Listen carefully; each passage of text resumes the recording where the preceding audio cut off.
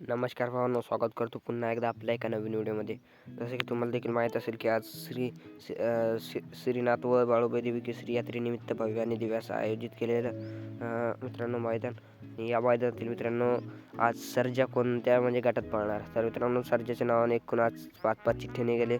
पहिली चिठ्ठी आहे गट क्रमांक 6 मध्ये तास क्रमांक 6 मध्ये, दुसरी चिठ्ठी आहे गट क्रमांक 8 मध्ये तास क्रमांक 2 मध्ये, तिसरी चिठ्ठी आहे गट क्रमांक 16 मध्ये तास क्रमांक 5 मध्ये, चौथी चिठ्ठी आहे गट क्रमांक 17 मध्ये तास क्रमांक 4 मध्ये आणि पाचवी चिठ्ठी आहे मित्रांनो गट क्रमांक 29 मध्ये तास क्रमांक 26 मध्ये.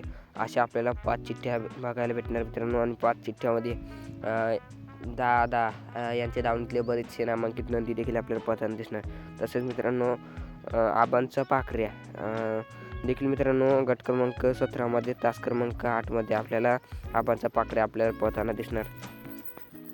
तसंच बाळासाहेब माने यांचा घरणिकीचा राजा हा मित्रांनो घरणिकीचा राजा देखील आपल्याला गट क्रमांक 22 मध्ये तास क्रमांक 1 मध्ये आणि दुसरी चिठ्ठी आहे गट क्रमांक 16 मध्ये आणि तास क्रमांक 8 मध्ये.